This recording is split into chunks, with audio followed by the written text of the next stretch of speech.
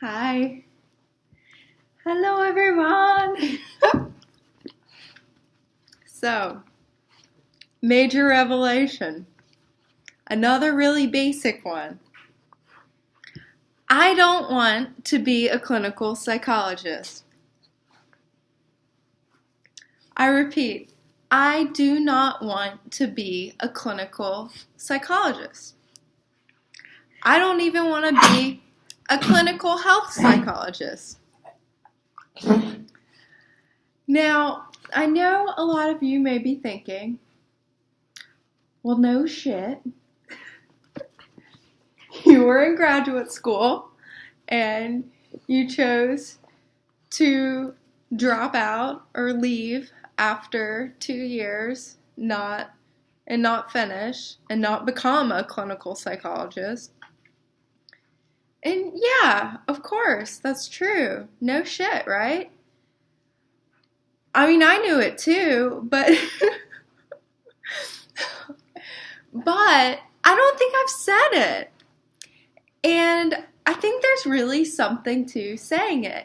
And I think a major thing that's held me back from saying I don't want to be a clinical psychologist is that some part of me wasn't sure, hasn't been sure that this is the right move, has been afraid to really take ownership of this decision. And, right now, it's like something I want to celebrate. I don't want to be a clinical health psychologist. I don't want to be a clinical psychologist. That is awesome. That is really cool. I'm really excited about that. And, I think my tendency, I've, in this kind of low vibrational space that I've been in, it's really drawn out the low vibrational parts of myself, right? This fear that I'm not going to make it or that this is the wrong choice, all those insecurities really coming out into play, some people kind of drawing them out more so than others. And my goodness, certainly they've been drawn out when I'm actually hanging around the psychology program here. But I don't want to be a clinical health psychologist. Like, of course I'm leaving the program. This is great. This is great news. I can stop wasting my time and learning about things that I don't match with at all. Is it something I could force and fit and be a great psychologist? Heck yeah. I know I could. But, ethically and kind of philosophically in core me says no, it's not a match. It's not even close to a match. Ranger likes my prayer beads. He's such a baby. Look at this baby. He's my baby. What? Furball. Yeah, it's so dry here. Anyways, yeah, I'm not afraid anymore. I'm not afraid. The fear and the manipulation to stay, it ain't working, okay? I'm leaving. And I'm so excited about it. I really am. And I know it's right for me. I can say that. I know this is right for me.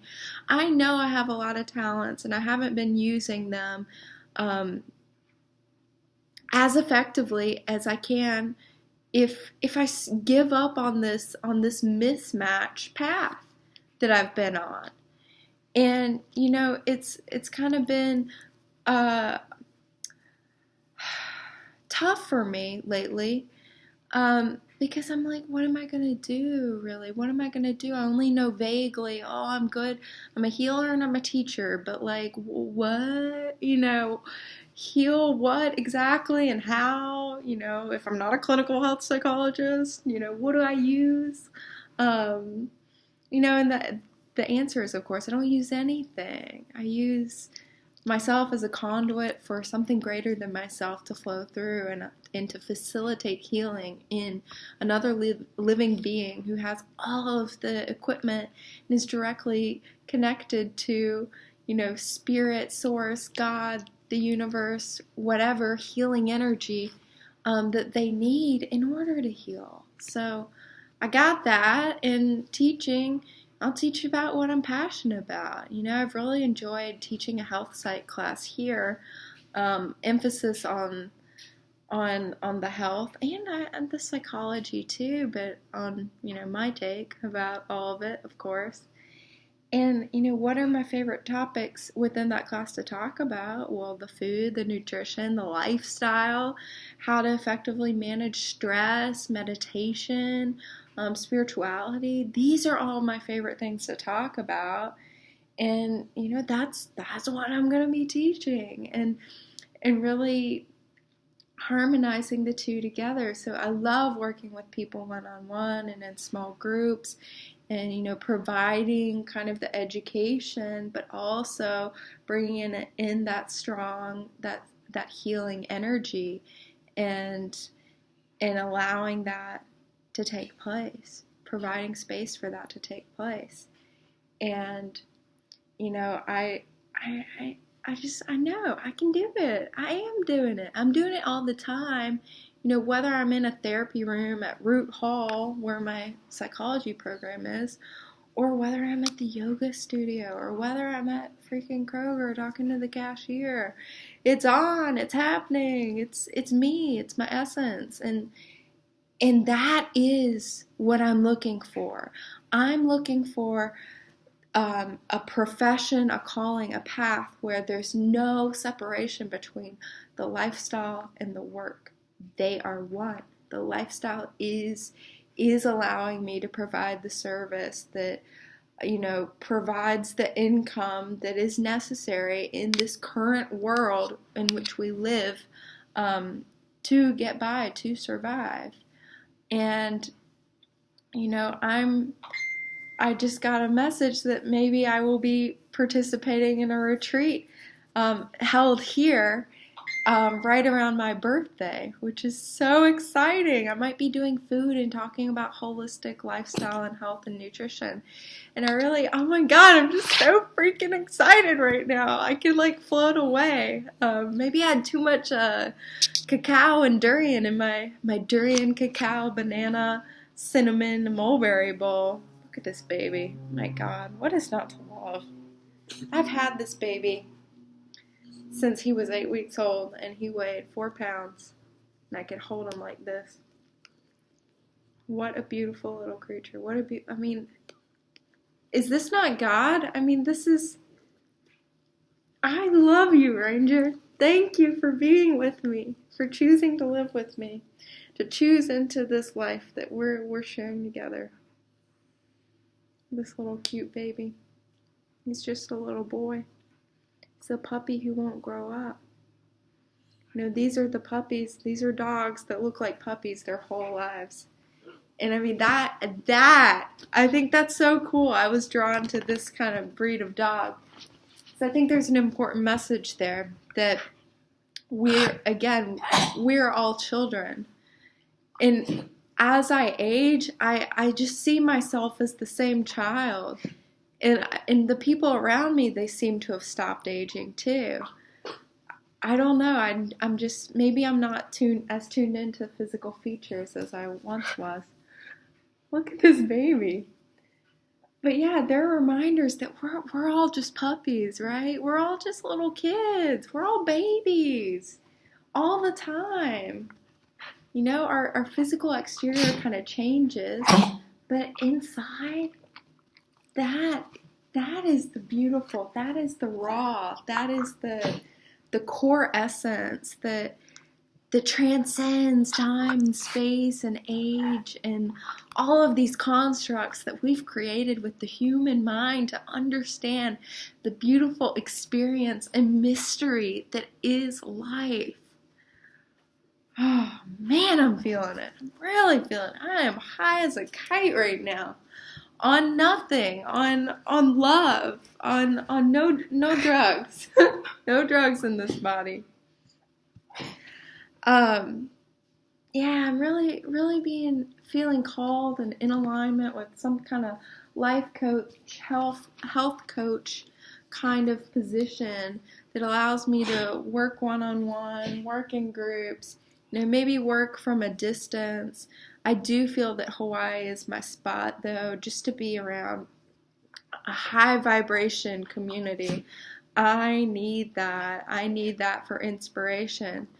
And I think the last few months in Terre Haute has reminded me that is available anywhere, even Terre Haute, Indiana, even Monroe, Louisiana, where I grew up, even these kind of podunk, middle of nowhere, you would never expect it kind of places.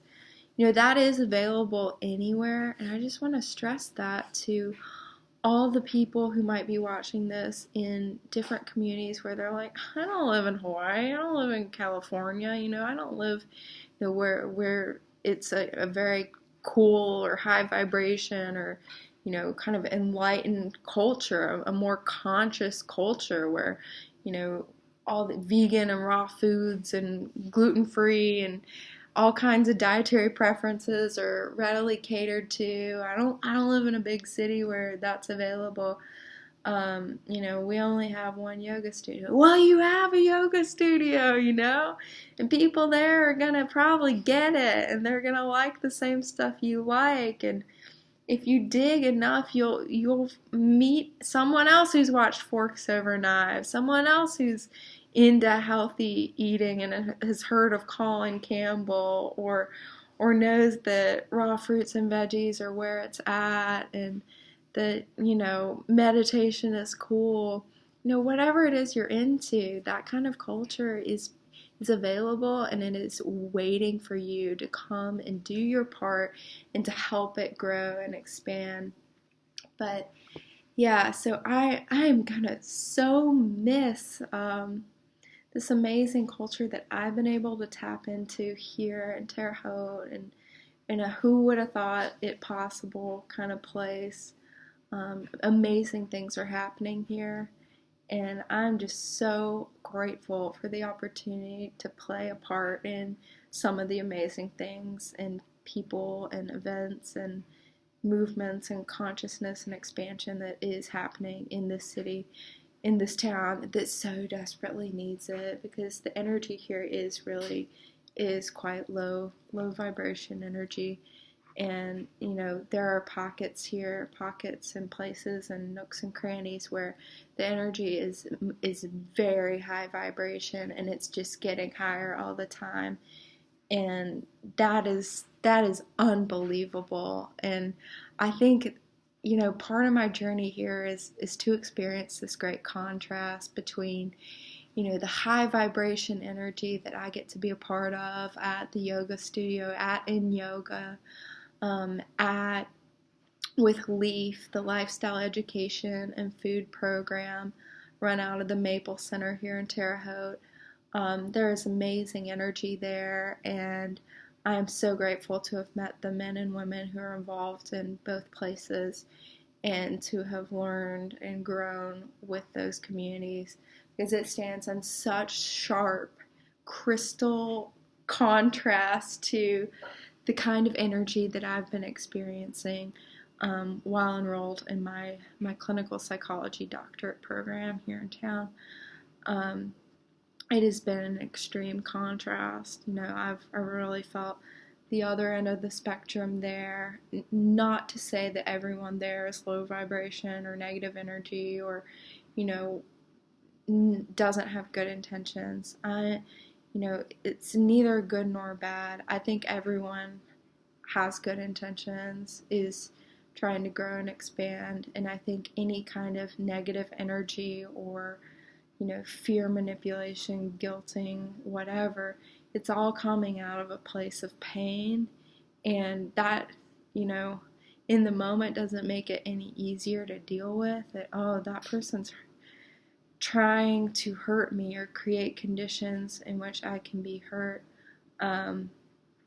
It's coming from a place of pain. It still freaking sucks in the moment.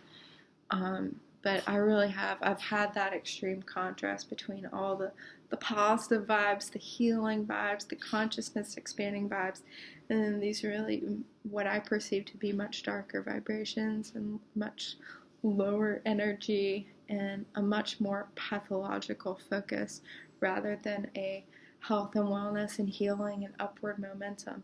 It's more of a downward cycle and funnel. One of those like whirlpools, essentially. It's kind of like that, like a vortex, like a black hole. There we go. That's the metaphor I was looking for. It's like a black hole, for me at least. Not saying it's like that objectively, right? I'm only talking from my subjective viewpoint, vantage point. And I've definitely felt the contrast, and with it has come the contrast in trying to figure out who I am professionally and in terms of my life path. The clinical psychologist being the nope, not for me. Like, cool, yeah, I could do this. Like, I'm smart enough to figure out how to do this, but not resonating here. The brain can get it, the brain can do it. But the heart's saying, hell to the no, get out of there, chiquita banana. Go have your banana and your coconuts and be around people who know you're not nuts to be really helpful. But yeah, I think I'm just accepting the fact that I'm not nuts. There's nothing wrong with me. Really releasing myself from any kind of self-judgment, fear, doubt that I've carried with me, and just letting go of that. No more. I do not need, so I let go.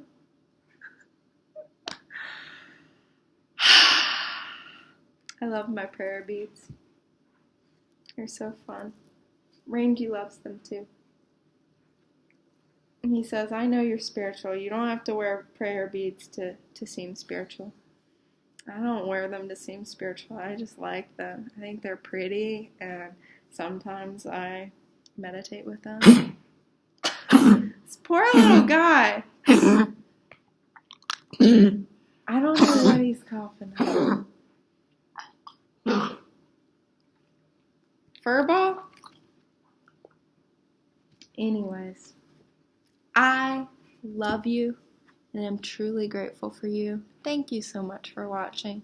Thank you for being here, choosing to spend your 17, 18 minutes with me while I just kind of positive rant about how awesome and excited I am for this moment. I love you. I love you. Know that you are loved and you're cared about. And I invite you to love and care about yourself and to prioritize your own happiness above all else. Because that is alignment with our life path. I truly believe that. And I wish you well on your journey in tapping into that. Much love.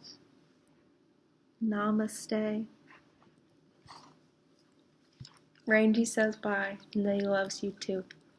And that he's licking your face metaphorically. Mwah.